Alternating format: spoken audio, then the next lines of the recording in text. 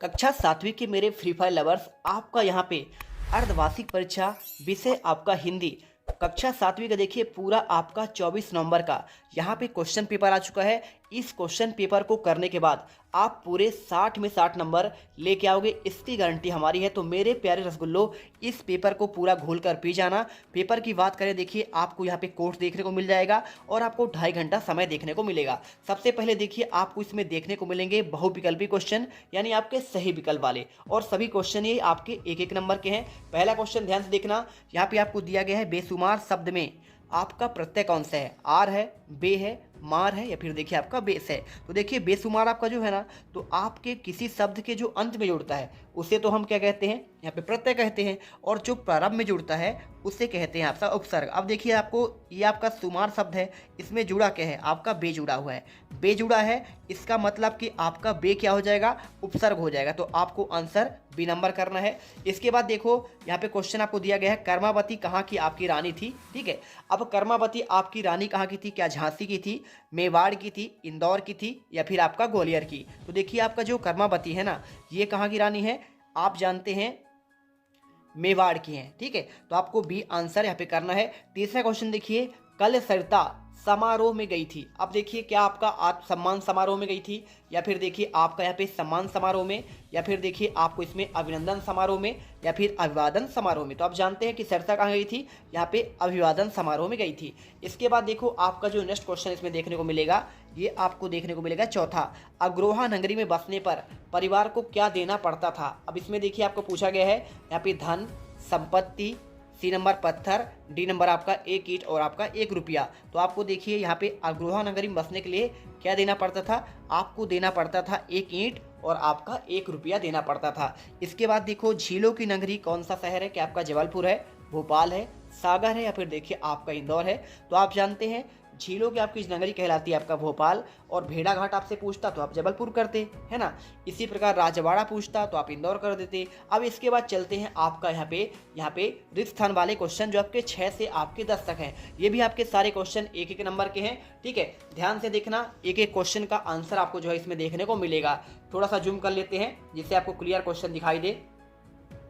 देखिए तो आपको यहाँ पे क्वेश्चन देखने को मिलेगा, इसमें आपको इसी के आधार पर आपको आंसर करना है, आरोप, परिवार, ईर्षा और आपका पन्ना और सांची। अगर वीडियो पर पहली बार आए हो तो यकीन करो बिल्कुल आप जैसे पिछले साल यहाँ पे 6वीं में पूरे क्वेश्चन आपको रियल दिए गए थे, इस बार भी आपको क्वेश्चन रियल देखने को मिलेंगे। तो फटाफट जीत मिडिल क्लास को आप सब्सक्राइब कर लो, क्योंकि यहीं से क्वेश्चन आपको सारे मिलने वाले हैं। चैनल को सब्सक्राइब करो पहले, हाँ जल्दी करो। मुझे पता है कि आप लोग नहीं करते हो, वीडियो देखते हो लेकिन सब्सक्राइब नहीं करते। ये लाल कलर का बटन नहीं, इसे दबाओ, जल्दी दबाओ, जल्दी दबाओ, फिर मैं शुरू करूँ। दबा दो, जल्दी दबा दिया, घंटी में दबा देना। ठीक, चलिए इसके बाद देखिए आपको जो इसमें क्या लिखा है, हीरे की खदान के लिए डैश डैश प्रसिद्ध है। क्या है, देखिए आरोप, परिवार, ऋषि, पन्ना। तो आप जानते हैं पन्ना प्रसिद्ध है, तो आपको आंसर इसमें जो है पन्ना कर देना है। ठीक है, ये रहा देखिए पन्ना। इसके बाद दीपू से सभी डैश डैश करते थे, तो अब क्या करते थे, आपका ईर्षा करते थे। तो आपको इसमें जो है ईर्ष्या करना है। प्राचीन स्तूपों के लिए डैश डैश विख्यात है, तो देखिए क्या आपका यहाँ पे स्तूपों के लिए सांची विख्यात है। ठीक है, आप आंसर इसमें सांची करेंगे। इसके बाद देखिए इल्जाम शब्द का यहाँ पे अर्थ क्या होता है, तो आपका इसमें आरोप होता है, आंसर हो जाएगा आरोप। इसके बाद चलिए चलते हैं आपके यहाँ पे नेक्स्ट आपके क्वेश्चन पर। यहाँ पे पूछा गया क्वेश्चन में खानदान शब्द का मानक हिंदी क्या है। तो देखिए आप इसमें देखेंगे तो खानदान शब्द का आपका यहाँ पे हो जाएगा परिवार। ठीक है, आंसर आपका एक ही ऑप्शन बचा हुआ है, तो आपको इसमें लिख देना है परिवार। इसके बाद चलिए दिखाते हैं आपको यहाँ पे क्या दिया है, अति लघुत्तरीय क्वेश्चन दिया है 11 से लेकर आपका 16 तक। निर्देश में प्रश्नों के उत्तर 1 या 2 वाक्य में लिखना है। प्रत्येक प्रश्न के लिए आपको 2 अंक आपको दिए जाएंगे। वीर रस का परिभाषा उदाहरण सहित आपको बताना है। अगर मैं इसके आंसर की बात करूं, देखिए अगर मैं इसके आंसर की बात करूं तो आपको उत्तर में लिखना है, जब किसी रचना या वाक्य आदि से वीरता जैसे स्थायी भाव की अनुभूति होती है उसे वीर रस कहा जाता है। ठीक है, इसके बाद देखिए क्वेश्चन बार विलोम शब्द किसे कहते हैं। उत्तर में आपको लिखना है, किसी शब्द का विलोम शब्द उस अर्थ का उल्टा या फिर विपरीत अर्थ वाला होता है। भिन्न अर्थ वाले शब्दों को विपरीतार्थी शब्द अथवा विलोम शब्द कहा जाता है। ये आपको उत्तर जो है लिख देना है इसमें। ठीक है, और देखिए अगर आपसे कोई पूछे वीर रस की परिभाषा, तो आपको लिख देना है बुंदेलो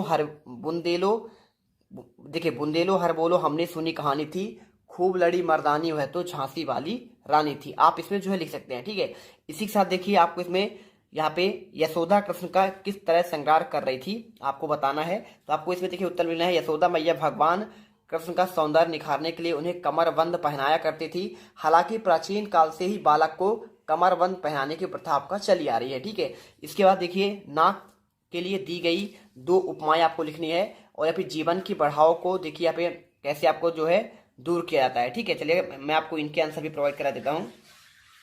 तो यहाँ पर आपको देखिए क्वेश्चन नंबर 14 का आंसर आपको जो मिल जाएगा, सारस जैसी लंबी, चिलकोजी जैसी छोटी और चूंथ जैसी आपका चपटी और पकौड़ा जैसी मोटी। आपको यहाँ पे जो है नाक के लिए 2 आपका उपमाएं, इसमें तो कोई आपको 2 का लेना है। जीवन के देखिए आपको इसका आंसर देना है। तो जीवन की आपका जो इसमें बाधाएं होता है ना, इनका कैसे आपका दूर किया जाता है, देखिए आपको उत्तर मिल रहे हैं। जीवन की बाधाएं स्वयं को शिक्षित एवं स्वस्थ करके किया जा सकता है। जीवन मान्यताओं का खेल नहीं है, बल्कि जीवन आपका अनमोल है और आप स्वस्थ नहीं होंगे, शिक्षित नहीं होंगे तो ये जीवन आपके लिए बाधा बनती रहेगी और आप हर समय तनाव और अधीर समझेंगे। मैंने इसे संक्षिप्त में समझाया है कि आप इसमें समझ गए होंगे। ठीक है, क्वेश्चन नंबर 16 देखिए, इसमें लिखा है, यहाँ पे नरपति की बात हो रही है। तो यहाँ पे पूछा गया है कि नरपति अपनी प्यास के कष्टों को कैसे भूल गई। तो आपको देखिए उत्तर लिखना है, नरपति अपनी प्यास के कष्ट को भूल गई। उसकी आंखों के सामने परेशान पिता का चेहरा और उसकी आंखों में आंसू की झड़ी लग गई। ठीक है, तो क्वेश्चन का आंसर आपको मिल गया। इसके बाद चलिए देखते हैं आपको यहाँ पे लघुत्तरीय क्वेश्चन आते हैं। इससे आपको 70 से आपके 22 तक क्वेश्चन आपको देखने को मिलेंगे। 40 से 50 शब्दों में इसका उत्तर लिखना है, जो आपको 3 अंक में आपको मिलेंगे। ठीक है, अनुप्रास अलंकार की परिभाषा और आपको उसका उदाहरण सहित आपको पूछा गया है। देखिए तो इसका आपको उत्तर मिल जाएगा, जहां स्वरों की समानता के बिना भी वर्णों की बार बार आवृत्ति होती है, वहां हम अनुप्रास अलंकार का प्रयोग करते हैं। अनुप्रास अलंकार के उदाहरण जैसे आपको क्या हो जाएगा, जन, रंजन, मंजन, धनुज, मनुज, रूप, सुर, भूप। देखिए आप चाहो तो इसमें आप ये भी लिख सकते हैं, तरणी, तनुजा, तट, तमाल, तरबोर, बहुछाए। ठीक है, जो आपसे बने आप वो कर लीजिएगा। इसके बाद देखिए आपको क्वेश्चन 18 मिलेगा, लेखक ने किन स्थानों की यात्रा की। उत्तर में आपको लिखना, देखिए लेखक ने सोनारी और शिव सागर की यात्रा की। ठीक है, इसके बाद देखिए क्वेश्चन आपका इसमें 19वां आता है। 19वें क्वेश्चन में पूछा गया है, देखिए इसमें सुमन शब्द के 3 पर्यायवाची आपको लिखना है। ठीक है, अब सुमन शब्द के देखिए इसमें 3 पर्यायवाची कौन कौन से हो जाएंगे। तो आपको इसमें हो जाएगा देखिए सुगंध, गंध और आपका सुरभि। ठीक है, आपको ये उत्तर करना है। क्वेश्चन देखिए 20वां, रस की परिभाषा और आपका इसका उदाहरण सहित आपको बताना है। तो कैसे लिखेंगे, देखिए आपको इसमें लिखना है, रस की परिभाषा काव्य के पढ़ने, सुनने अथवा अभिनय देख में पाठक, श्रोता और दर्शक को जो आनंद की अनुभूति हो। देखिए कोई आपको पढ़ेगा तो उसे क्या करेगा, उसे बोलेंगे पाठक, कोई आपका सुनेगा उसे तो बोलेंगे श्रोता, और कोई उसे अभिनय देखेगा तो उसे बोलेंगे दर्शक। तो इनको जो आनंद की अनुभूति होती है उसे रस कहते हैं। और रस की परिभाषा, सहृदय के हृदय में जब स्थायी भाव का विभाव, अनुभव और आपका संचारी भाव संयोग होता है तब उसे रस की उत्पत्ति माना जाता है। ठीक है, आप इसमें देखिए उदाहरण कर लीजिए, बतरस लाल की मुरली धरी लुकाए, सौ करे भौ नहीं हंसे, देन करे नट जाए। आप इसमें उत्तर भी कर सकते हैं। देखिए एक तो बेसिक ट्रिक है, एक तो लाइक और शेयर ठोक दीजिए, महाकाल का दबाकर लाइक और शेयर ठोक दीजिए। 5000 लौटे दिख जाना चाहिए। ये 4000 के लिए मैं यहाँ पे नहीं खड़ा हूँ, पूरा साल मेहनत करता हूँ आपके लिए बेटा। ऐसा नहीं चलेगा, ऐसा नहीं चलेगा, लाइक ठोकी दबा के। इसके बाद देखिए, नेहरू जी ने अपनी भाषण को गंगा में डालने की इच्छा व्यक्त क्यों की थी। ये क्वेश्चन आपसे पूछा गया है। तो देखिए आपको सिंपल से आपको इसमें आंसर जो है यहाँ पे आपको बताया जाएगा। तो देखिए आपको इसमें उत्तर लिख दीजिएगा, नेहरू जी अपने भस्म को खेतों में बिखेरने की इच्छा व्यक्त की क्योंकि नेहरू जी ने अपनी भस्म को खेतों में बिखेरना चाहते थे। वह अपना देश और मिट्टी में ही अंत समय में मिलना चाहते थे। इसके बाद आपका देखिए 22वां, योग के अति सूक्ष्म साधन कौन कौन से, ये क्वेश्चन पूछा गया है। इसमें देखो यहाँ पे उत्तर है, योग के अति सूक्ष्म साधनों में निम्नलिखित प्रकार से वर्गीकृत किया जा सकता है, आसन, प्राणायाम, मुद्रा, ध्यान, मनन, समाधि, ज्ञान, भक्ति, योग साधना। योग के शारीरिक अति सूक्ष्म साधनों का उद्देश्य शरीर के स्वस्थ और सुगठित बनाना। ये साधन शरीर के विभिन्न अंगों और ऊतकों को जागृत करके सक्रिय करते हैं। ठीक है, तो आपको उत्तर कर लेना है। इसके बाद देखिए आपको दीर्घोत्तरीय क्वेश्चन 23 से आपको 26 तक करना है। 75 से आपको 120 शब्दों में लिखना है। 5 अंक आपको इसमें मिलेंगे। ठीक है, किसी एक महापुरुष के बारे में आपको 10 वाक्य लिखने हैं, जवाहरलाल नेहरू, डॉक्टर अंबेडकर या फिर महात्मा गांधी के बारे में। ठीक है, तो चलिए आपको मैं इसके आंसर भी आपको प्रोवाइड करा देता हूँ।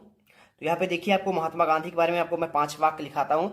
महात्मा गांधी का जन्म 2 अक्टूबर को गुजरात के पोरबंदर के एक मध्यम परिवार में हुआ था और उनके पिता करमचंद गांधी गुजरात के पोरबंदर शहर के दीवान थे। ठीक है, इसके अलावा देखिए आपको लिखना है, उनकी शादी मई में कस्तूरबा मखांगी कपाड़िया नामक महिला से हुई थी।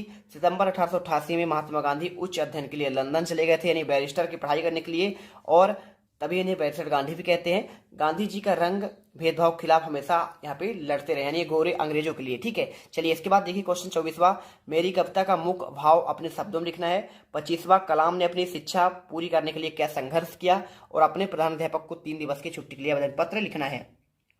चलिए 24वें का आंसर आपको लिखना है, मेरी कविता का मुख्य भाव लिखना है। इस कविता में कवि अपने सद्व्यवहारों के लिए ईश्वर से प्रार्थना करते हैं। वे अपने सहृदय में घमंड, क्रोध, ईर्ष्या जैसे दुर्भावों को नहीं रखना चाहते। वे दूसरों को उपकार करते हुए सरल व्यवहार करने, दीन दुखियों के प्रति करुणा रखते हुए, प्राणी जगत में मैत्री भाव रखने, अनुकूल या प्रतिकूल व्यवहार के बावजूद सबके प्रति समानता का भाव रखने, गुणवानों का सम्मान, सेवा भाव, दूसरों के उपकारों में देखिए उपकारों को न भूलने और हृदय में दूसरों के प्रति दुर्भावना न लाने, दूसरों के दोषों को छोड़ गुणों में ग्रहण करने, विषम परिस्थितियों में देखिए आपका यहाँ पे न्याय मार्ग से हटने, और संसार के मोह माया से देखिए इसमें दूर जाने की बात कर रहे हैं। इसके बाद देखिए क्वेश्चन 25वां, कलाम ने अपनी शिक्षा पूरा करके क्या संघर्ष किया।